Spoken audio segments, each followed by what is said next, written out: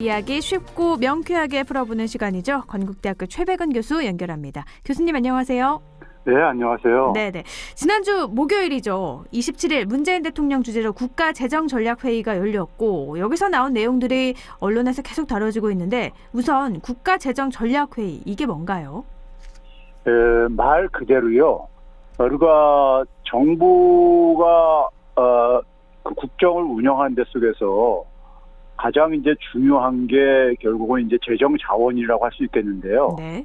재정은 이제 우리가 정부의 살림살이죠. 쉽게 얘기하면요. 네. 정부의 살림살이인데 그 재정 자원을 우리가 가능하면 국가의 목표를 위해 가지고 잘 사용을 해야 되는 게 아니겠습니까요? 네. 그렇죠. 그래서 이제 그 재정이라는 것은 우리가 일반 국민들이 생각하는 범위를 넘어서 굉장히 다양한 목표를 가지고 있어요. 여기 뭐 참석한 그 분들을 보게 되면 대충 짐작이 될 수 있는데요. 네. 예를 들어서 그러니까는 뭐 그 이 국민경제자문위원회 이제 분들이라든가 아니면 소위 말해서 청와대에서 그 국정 운영을 기획하는 정책기획위원회라든가 아니면 저출산 고령사회위원회라든가 일자리위원회 이런 것뿐만 아니라 4차 산업혁명위원회 이런 이제 그러니까는 그 국가의 중요 그러니까 이제 그 국정 운영의 방향을 고민하는 이런 그 관련자들이 다 참석을 하셨어요. 네.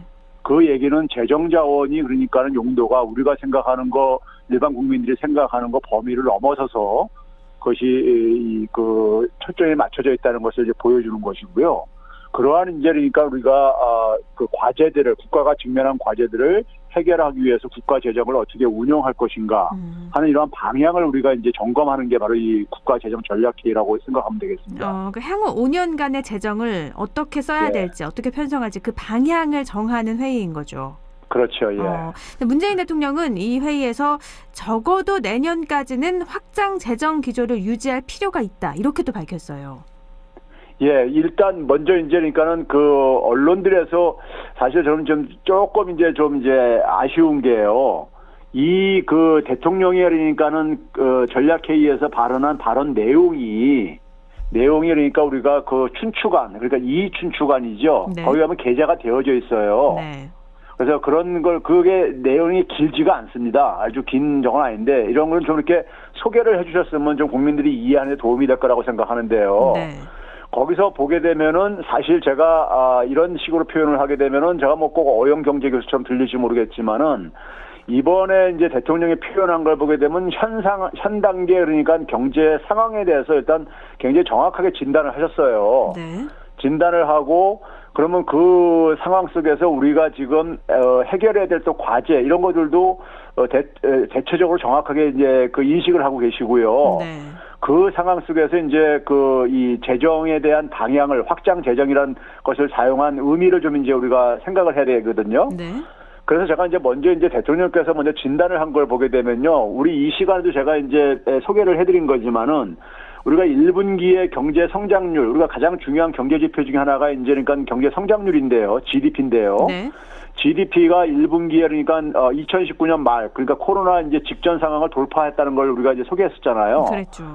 예, 그래서 이제 주요 선진국에 비해서 이제 빠르게 회복되고 있다는 걸 이제 그러니까는 얘기를 했었고, 그리고 이제 올해 연간 성장률도 이제 그러니까는 한 4%로 이제 그러니까 올라갈 거라는 전망도 일부에서 나오고 있고요. 네. 실제로요. 네. 그런데 이러한 것들이 이제 어쨌든 간에 온 국민들이 정부와 가게와 기업이 함께 노력한 결과라는 것을 이제 우리가 뭐 다들 동의할 것이고요. 그런데 이제 그럼에도 불구하고 지금 현재 상황을 이렇게 진단을 했어요. 경제가 반쪽만 회복되고 있다. 네. 그리고 나머지 반쪽은 그늘 속에 여전히 있다. 이게 제가 볼 때는 상당히 정확한 표현인 거죠. 네. 우리가 일반 국민들이 생각할 때 네. 우리가 경제 지표도 보게 되면 수출은 잘 돼가지고 기업의 투자는 지금 우리가 코로나 재난 이전보다 한 12%포인트나 더 이렇게 올라간 상태고요. 네. 근데 여전히 가계 소비를 중심으로 해가지고 우리 이 시간에도 소개했지만은 많은 그늘진 부분들이 네. 존재하고 있잖아요. 뭐 예를 들면 대표적인 게 그 일자리 양극화 같은 경우입니다. 그렇죠. 그러니까 일자리 양극화에서 보게 되면 청년이라든가 여성들, 특히 이제 그 기혼 여성들의 구직난을 제가 이제 일자리 상황을 제가 어렵다는 얘기를 계속 했었었고요. 네.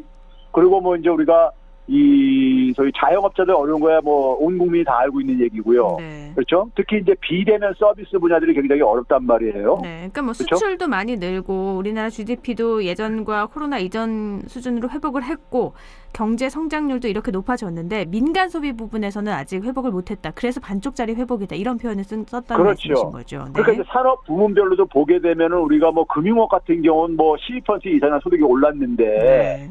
근데 오히려 그러니까 뭐 문화 분야 종사자라든가 개인 서비스 분야 같은 경우는 거의 20%포인트로 아직도 회복이 안 되는 상태이고요. 네.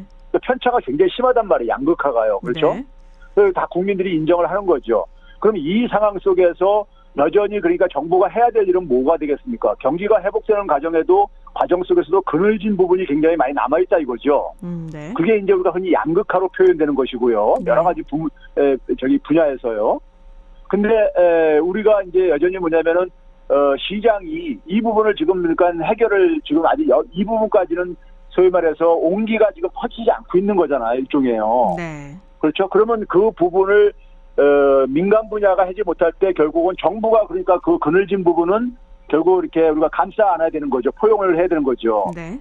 그런데 우리나라도 지난해 국가 채무가 많이 증가했지만은 재정 건전성이 여전히 국제적으로 우리가 양호하다는 건 다 객관적인 사실인 거고요. 네. 그렇죠? 그런 상황 속에서 정부가 해야 될 일은 그러니까는 이 취약계층 분야들 그늘진 분야에 대한 그러니까 이 신경을 써야 되는 것은 당연한 거죠. 저 국가를 운영하는 대통령 입장 속에서는요. 네. 그러니까 아직 회복하지 못한 부분을 나라가 돈을 풀어서 이 부분을 좀 회복시키겠다라는 기조인데 근데 예. 언론에서는 재정난 우려를 쏟아내고 있어요. 그래서 이제 그 재정 투입과 관련해서 네. 이제 두 가지를 얘기를 했어요. 올해 이제 그러니까 예산을 좀 확장적으로 편성을 했습니다. 올해 이미 본 예산이요. 네. 그런데 이제 추경 편성까지 가능성을 이번에 이제 그러니까 검토하라고 이렇게 얘기를 하셨어요. 그렇죠. 네. 그러면 이제 그게 왜 그러냐면요. 왜 그러냐면 우리 그늘진 부분이 많이 있다 이겁니다. 여전히요. 지금요. 네. 회복이 되고 있지만은. 근데 이 추경을 했을 때 우리가 국가 재정 건전성이 이제 되게들 우려를 하고 그러는 거잖아요. 네. 근데 올해 같은 경우는 지금 1분기 기준으로 보게 되면요. 초과 수입, 그러니까 정부의 초과 수입이요. 15조 2천억 원이나 초과 수입이 발생을 했어요. 네. 지금 뭐냐면 정부의 지출이 1분기에 많이 증가했단 말이에요. 네. 근데 정부의 수입이 그러니까 더 많이 증가를 했어요. 한 35조 2천억 원이나 증가를 했어요. 네. 지난해 비교해가지고요. 네네. 그래서 쓰고 남은 돈이 15조 2천억 원이나 돼요. 그렇게 많이 그러니까 남았군요. 네. 예, 그러면 그 돈은 뭐냐면은 결국은 국민들한테 거둔 돈인 거잖아요. 그렇죠. 그러면 국민들이 그만큼 쓸 돈이 그만큼 줄어들었다는 걸 의미하는 겁니다. 네. 그러면 결국은 정부가 그거를 그러니까는 사실 국민들한테 돌려주는 것이 더군다나 경제가 어려운 상황이니까는 네. 그런 점에서 이제 그러니까 올해조차도 추경 편성이 그러니까는 검토를 하라고 얘기한 건 제가 볼 때 굉장히 중요한 지적인 것 같아요. 네네. 이 15조 2천억 원이 갖고 있는 의미가 저는 이제 그러니까 2차 전국민 재난지원금을 좀 검토할 필요가 있다고 제가 오래전부터 얘기를 했는데 이제 6월 달에 이제 그러니까 우리가 소위 말해서 이 그 감염 취약계층들이 1차 접종이 완료되지고 나면은 좀 이제 경제 활동하는 데 속에서도 많은 이제 그러니까는 우리가 이런 활동도 완화되고 그러니까는 그러면 이제 우리가 1차 전국민 재난지원금이 지난해 들어간 게 14조 2천억 원이었었어요. 네. 근데 제가 지난번에 말씀을 드렸잖아요. 이번에는 하게 되면 1인당 30만 원씩 이렇게 지급했으면 좋겠다고 지난번에 제가 이 방송에서 말을 했잖아요. 말씀하셨죠. 가구당이 아니라 인당으로 해야 된다고요. 그렇죠. 네. 그랬을 때 들어가는 게 한 15조 6천억 원이었었습니다. 네. 근데 15조 2천억 원이 그러니까 남은 거예요. 지금 정부의 돈이요. 네네. 얼추 많네요. 그럼 거기다 네. 4천억 원만 더 추가하면요. 네. 1인당 30만 원씩이 가능한 겁니다요. 그렇죠? 네. 그럼 이 부분은 국가 채무의 증가 없이도 그러니까 이게 가능한 부분인 거예요. 네네. 더 수입이 생긴 걸 쓰는 거니까요. 네. 돌려주는 거니까요. 네.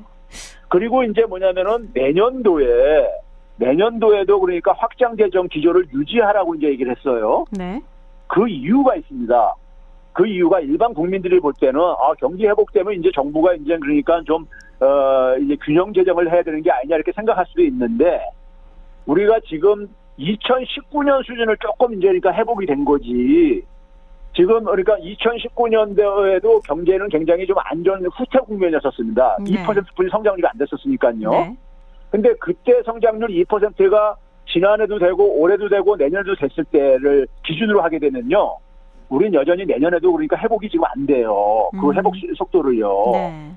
그러니까 우리가 흔히 우리 경제가 달성할 수 있는 성장률을 잠재 성장률이라고 하는데 잠재 성장률에 그러니까 여전히 미달을 합니다. 정부의 재정 목표를 가지고 운용을 하게 되면요. 아, 그 코로나 이전 수준으로 회복한다는 거지 그게 뭐 일반적으로 경기 좋을 때 회복이 아니라는 말씀이신 거죠? 그렇죠. 네.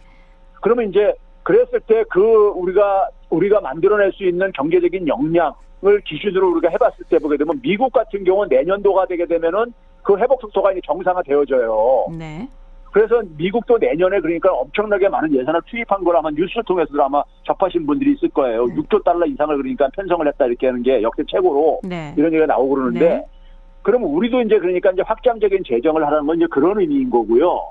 이제 그런 필요성에서 이제 말씀을 이제 하신 거고요. 네. 저는 그거는 굉장히 필요하다고 보는 겁니다. 왜냐하면 우리가 흔히 경제학에서 잠재 성장률보다 미달할 때 잠재 성장률은 그러니까 우리가 시장의 힘에 의해 가지고 경제가 정상적으로 돌아갈 때 만들어낼 수 있는 성장률입니다. 근데 이걸 미달할 때는 그러니까 정부가 개입을 해야 되는 정부가 일종의 그러니까 역할을 해야 되는 게 교과서적인 처방이에요. 네. 그러면 이랬을 때 이제 한쪽에서 얘기 나오는 것이 무슨 얘기를 하냐면은 재정 건전성을 얘기를 하잖아요. 그렇죠. 근데 재정 건전성의 가장 대표적인 지표가 뭡니까요? 대표적인 지표가 뭐냐면은 GDP분의 국가 채무의 비율입니다. 네. 절대적인 국가 채무 얘기 아니라요. 그렇죠? 아, 네. 그러면 우리가 그래서 정부가 내년도에 확장 재정을 하게 되면 그만큼 국채를 발행을 하니까 국가 채무는 증가할 겁니다. 네. 분자는요. 네. 그런데 이제 GDP도 증가할 게 아니겠습니까? 정부가 돈을 더 풀게 되면요. 네. 당연히요. 네. 근데 이제 국가 재정 건전성을 걱정하시는 분들은 GDP 증가가 분자에 있는 채무 증가보다 적다 이거죠. 그래서 네. 국가 채무 비율이 증가할 거라 이거죠. 그래서 네. 재정 건전성이 우려된다 이렇게 얘기하는 거예요. 네. 그런데 거기서 한 가지 크게 이 전문가들이 놓치고 있는 게 있는데요. 자, GDP가 증가하면요. 정부에 그러니까는 세금 수입도 증가합니다. 네.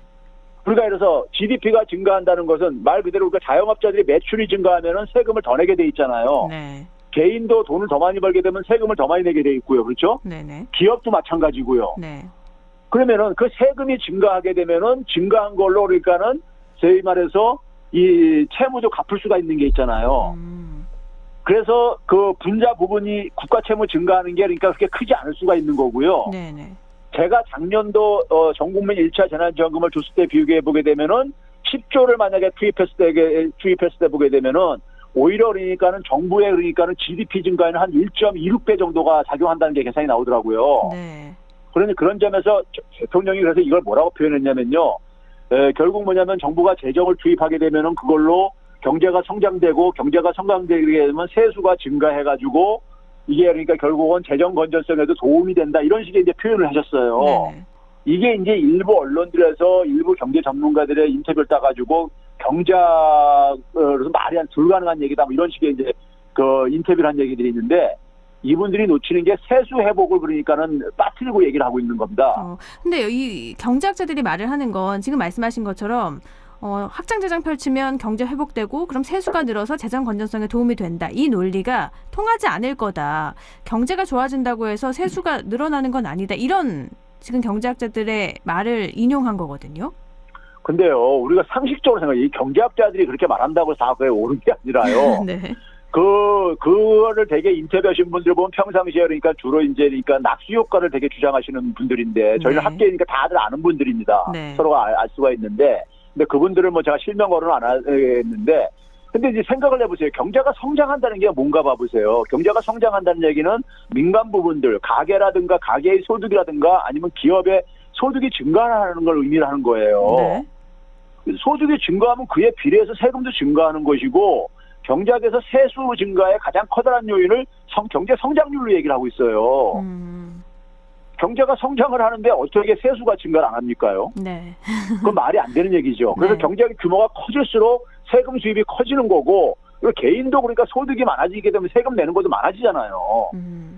그러니까 그거는 이제 상식적인 얘기고 그다음에 이분들이 또 하나 이제 얘기하는 게 이런 얘기를 합니다. 정부가 그러니까 예를 들어서 이렇게 경기 회복기에 돈을 쓰게 되면은 이게 이제 인플레가 일어나가지고 인플레이션이 일어나게 되면 이제 거기에 이제 좀 이제 언론에 빠져 있는데 뭐냐면 금리가 시장 금리가 올라간다 이거예요. 네. 시장 금리가 올라가게 되면은 기업들한테 투자에 이게 이제 그러니까 부정적으로 작용한다 이거예요. 네네. 그래서 경기에는 또 안 좋은 영향을 미칠 것이다 이런 거죠. 그렇죠. 네. 일종의 이제 구축 효과라고 전문적인 용어는 구축 효과라고 얘기를 하는데요. 네. 정부가 우리가 이제 엘리베이터를 타게 되면은 탈 수 있는 인원수가 8명일 때 8명이 다 탔는데 한 사람이 더 타게 되면 삐 소리 나면서 한 명이 내려야만 되잖아요. 네. 그러니까 정부가 돈을 쓰면 쓴 만큼 민간 부분이 돈을 그만큼 못 쓴다는 논리가 바로 이 구축 효과인데요. 네. 이 논리에서 놓치고 있는 게요. 이분들이 너무 과도하게 경제 이론을 한 부분만 얘기를 하는데 금리가 지금은 굉장히 낮은 상태예요. 네. 그러니까 우리가 지금 뭐냐면 금리가 역사상 가장 최저 수준이고 내년도에 올려봤자 내년부터 이제 항공은행들 올리는 걸 인상을 검토한다 그러고 있는데 올려봤자 그러니까 한 2차례 정도가 맥시멈일 겁니다. 아마 그러니까요. 네. 그러면 한 1% 되는 거예요. 기준금리가요. 네. 그러면은 우리가 그래서 기업들이 우량 기업들 같은 경우는 거의 그러니까는 기준금리 플러스 그러니까 언저리에서 대개 삼성전자 같은 경우는 회사채를 발행을 해요. 네. 그러면 우리가 지금 기업들이 금리가 높아서 투자를 못하는 게 아니에요. 돈들은 많은데 자금 조달 비용도 낮은데 투자할 때를 못 찾아가지고 네. 그리고 그걸 투자해서 물건을 생산했을 때 판매가 안 돼주고 있기 때문에 투자를 못하는 거라고요. 수출이 안 될 수도 있어서 못하고 있다고요. 그렇죠. 네. 그러니까 이게 이제 그런 점에서 그러니까는 지금 우리가 기업들이 그러니까 우리가 굉장히 경제가 호황일 때는 그래서 금리가 굉장히 높은 수준일 때는 금리가 오르게 되면은 기업들한테 투자에 찬물을 좀 끼얹는 이 과열을 좀 진정시키는 역할을 하지만은 지금은 금리가 굉장히 낮은 상태라고요. 네. 그러니까 소위 말해서 금융 비용은 그렇게 지금은 크게 이 부담으로 작용하지 않는 때이기 때문에 네. 그런 점에서 그 논리도 그러니까는 대학교에서 경제학 원론 공부하는 학생들한테 그러니까 이런 측면도 있다는 걸 얘기를 하는 걸로는 적합하지만은 이 정부의 지금 그러니까 정부에서 얘기하는 이런 논리를 반박하는 데는 굉장히 제가 볼 땐 좀 빈곤하다고 저는 생각이 들고요. 기업들이 투자를 하는 데 있어서 지금 뭐 금리 인상 이 부분을 고려할 정도가 아니다. 그래서 인플레이션 되고 금리 인상 되고 이게 문제가 되지 않는다는 거고요. 그렇죠. 제가 지난번에 인플레이션도 그랬잖아요. 이게 일시적인 현상이다. 미국의 옐런도 지금 그런 얘기를 하고 있거든요. 일시적인 현상이다. 왜 그러냐면은 갑자기 지금 수요가 억압됐던 수요가 폭발적으로 살아나면서요. 네네. 그러다 보니까 일시적으로 공급이 그러니까 이걸 뒷감당을 못하는 거예요. 네. 근데 이게 공급 능력은 지금 그러니까 우리가 특히 뭐 제조업 같은 경우는 금융위기 이후에 공급 과잉 상태를 우리가 오히려 얘기를 해왔었어요. 지난 우리가 10년 넘게요. 네. 그런데 이건 그러니까 만약에 이게 지속될 거라고 하면은 공급 능력은 금세 뒷받침 되어진다. 생산 능력은요. 네. 그래서 이게 지속될 가능성은 저도 낮다고 보고 있는데 그러니까 우리가 되게 인플레이션을 갈 때도 우리가 보게 되면은 이게 그러니까 몇 달 정도 올랐다고 해가지고 이게 우리가 금리를 올리고 그러지 않아요. 그래서 지금 이제 그러니까 이게 일시적인 거냐, 어떤 사람들은 이게 지속될 거다 이런 식의 얘기도 있지만은 이건 좀 두고 봐야 될 문제인데 저는 이게 적어도 지금 뭐냐면 불평등이 굉장히 심해진 상황 속에서 중산층과 저소득층이 그러니까 돈을 막 쓸 여력이 없다 이겁니다 지금요. 네. 그러면 돈 쓸 여력이 없는데 어떻게 물가가 지속적으로 오를 수 있겠습니까요? 근데 이 확장 재정 이야기가 나올 때마다 또 전국민 재난지원금 얘기 나올 때마다 빚 얘기가 항상 나오잖아요. 그래서 폭탄 돌리기다. 이게 세계적으로 수치를 봤을 때도 우리나라가 그렇게 많은 게 아닌데 부채 비율이 높은 게 아닌데 왜 이런 얘기는 계속해서 들리는 걸까요? 그러니까요. 우리가 지금 이제 저걸 봤을 때요. 선진국가하고 비교해보거나 OECD 평균하고 비교해보게 되면 객관적으로 우리가 굉장히 적다는 것은 네. 예를 들어서 그러니까 선진국은 그러니까 우리가 올해 같은 경우 보게 되면 올해 국가 채무 비율을 한 48.2%로 지금 정부에서 기재부에서 예측을 하고 있어요. 전망을 하고 있어요. 네. 저는 이게 좀 낮아질 거라고 생각합니다. GDP 증가율이 굉장히 빠르게 지금 진행되고 있기 때문에 네. 분모가 증가하는 더 빨리 예상보다 증가하기 때문에요. 네. 그런데 선진국가의 평균이 123%입니다. 그러니까 우리하고는 그러니까 우리 2배보다 훨씬 많은 3배 되는 상황인데 거죠. 네. 그런데 왜 그러냐면요. 제가 지난번에 얘기했잖아요. 재정을 정부가 많이 쓰게 되면요. 더군다나 이제 그러니까 문재인 정부 같은 경우 상대적으로 쓴 간에 진보 정권이라고 우리가 얘기를 하고 그러다 보니까는 진보 정권들은 되게 재정을 가지고 어디다 쓰냐면은 되게 가계 지원이라든가 경제적인 취약한 부분보다 많이 지원을 해요. 네. 그렇게 되게 되면 그 취약계층들이 그만큼 뭐냐면은 민간 금융의 의존도가 줄어들 수밖에 없는 거잖아요. 네네.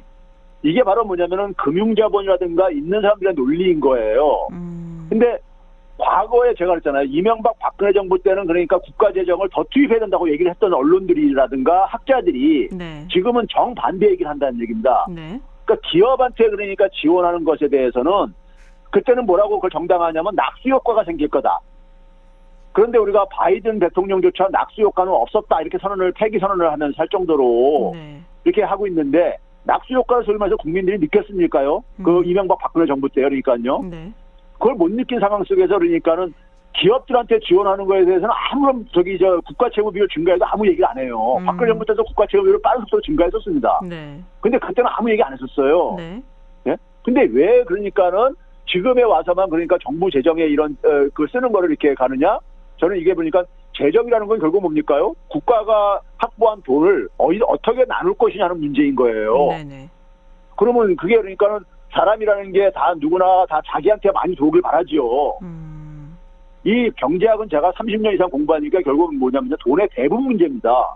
네. 돈의 배분을 그러니까 가능한 한 자기한테 더 많이 확보하고 싶은 게 있지요. 그건 인정을 합니다. 네. 인정을 하는데 저는 뭐냐면 그래도 어려운 쪽에 가능한 한 국가는 더 신경을 써주는 것이 민간 부분에서 그러니까 시장에서 시장 경제 활동을 통해서 자기 소득을 충분히 확보할 수 있는 사람은 저는 덜 욕심을 내야 된다는 주의자인 겁니다. 그러니까요. 네. 시장을 좀 더 자세히 보고 어려운 부분에 분배를 할 수 있게 해야 되는 언론을 그렇게 써야 되는 건데 지금 개인의 이익이 지금 반영이 돼서 언론에서는 그렇지 못한 기사가 나오고 있다는 건데요. 그러면 민간 소비 회복을 위해서 앞으로는 좀 어떻게 해야 될까요? 5차 긴급 재난지원금 얘기도 계속 나오고 있잖아요. 저는 그래서 15조 원 정도 지금 남는 돈으로요. 네. 가장 효율적으로 쓸 수 있는 게 뭐겠는가. 지금 우리가 이 양극화를 고려했을 때요. 네. 그때 보게 되면은 저는 이게 지난해 그러니까 우리가 1차 지원금을 준 걸 가지고 분석을 해봤었거든요. 이미 그 데이터가 다 나왔기 때문에요. 네. 근데 그때 그것이 성장률을 끌어올리는 걸 포함을 해서 소득 분배라든가 자영업자한테 지원이라든가 이런 데서 그러니까 굉장히 환상적인 결과를 만들어냈어요. 소멸성 지역화폐 물론 현금 지원이 아닙니다. 이건 전제가요. 네. 저는 현금 지원을 하게 되면요. 많은 그러니까는 상류층 사람들은 이거를 저축으로 쇄장시켜요. 네. 그런데 이걸 소멸성 지역화폐로 주게 되면은 결국 이 15조 원 정도는 자영업자 주머니로 최종적으로 들어갑니다. 그렇잖아요. 이거 안 쓰면은 그냥 이게 다 소멸돼 버리는 거니까요. 네네. 다 쓰게 되고 15조 원이 그러니까 자영업자의 매출에 잡히는 거예요. 네. 지금 자영업자들 손실 지원에 대해서 국회에서 지금 기재부하고 옥신각신들 하고 있잖아요. 네. 옥신각신 하고 있는 이유가 뭐냐면은 정부 입장에서는 선별 지원으로 4번이나 했는데 4번 하면서 이미 지원한 거를 그러니까 그럼 빼고서는 이걸 계산하는 게 너무 복잡하다. 중복 지원이 될 수도 있고 막 이런 얘기 하는 거예요. 네네. 그런데 여전히 그러니까는 작년에 그러니까 그 이 경제 활동을 제한하면서 지원 못한 부분들이 있었는데 그러니까 기재부가 처음에 첫 단추를 잘못 끼다 보니까는 지금 자영업자 지원들은 해야 되겠는데 지원을 그러니까 지금 손실보상을 하려다 보니까 계산이 이게 너무 복잡한 거예요. 네. 피해를 어느 정도로 이게 그러니까 되는지를. 네. 그러니까 이거를 갈 수 있는 방법은 뭐겠습니까? 제가 봤을 때 간접적으로 가장 적은 돈을 투입을 해가지고 네. 선별 지원하면서 자영업자들한테 그동안 지원한 게 거의 39조 정도 됩니다. 네. 근데 지금 15조 정도 가지고 만약에 하게 되면 15조가 고스란히 자영업자들한테 그 소상공인들의 주머니에 들어가는 거예요. 매출액이 잡히는 겁니다. 네. 그러면서 국민들한테 그러니까 국민들도 지금 지난 1년 이상 동안에 굉장히 어쨌든 간에 정부 방역에 협조를 하고 대한민국의 방역은 굉장히 칭찬을 받고 있습니다. 지금요. 세계적으로요. 네. 그럼 그런 상황에서 사비 진작 거기에 대한 보상 의미도 있는 것이고요. 예? 그런 차원 속에서 제가 볼 때는 경제적인 것뿐만 아니라 사회적 여러 가지 차원 속에서 이것만큼 더 좋은 정책이 있는가 저는 대안을 제시하라고 보고 싶어요. 네. 이걸 역시나 가지고 예를 들어서 그러니까 뭐 토목건설 이런 거 해봤자 뭐 일자리도 안 증가하고 돈도 돌지도 않고요. 네. 근데 이건 돈도 많이 돌게 한단 말이에요. 그러니까 민간 소비 회복을 위해서 가장 적은 돈으로 가장 큰 효과를 볼 수 있는 건 역시나 소멸성 지원화폐, 전국민 재난지원금이 지급돼야 된다는 말씀이시죠. 거기다 이제 초과 수입이 생긴 게 있거든요. 네. 이건 돌려줘야 되는 겁니다. 네. 세수로 국민들이 더 많이 얻은 거. 국민들이 그만큼 그러니까 못 쓰는 거기 때문에요. 네. 그 부분을 돌려주는 거는 기업이 아니기 때문에 이익을 국민들한테 세금을 걷어서 나라가 부자가 되는 건 아니잖아요. 그게 더 남는다고. 그렇죠. 정부가 자기가 쓸 만큼만 네. 걷어야 되는 거잖아요. 네. 근데 쓸 거 이상으로 그러니까 15조 2천억 원이 더 걷었다 이거예요. 그럼 당연히 돌려줘야죠. 네, 알겠습니다. 오늘은 여기까지 듣죠. 말씀 고맙습니다. 네, 감사합니다. 네, 최백은의 이게 경제다. 건국대학교 경제학과 최백은 교수와 함께했습니다.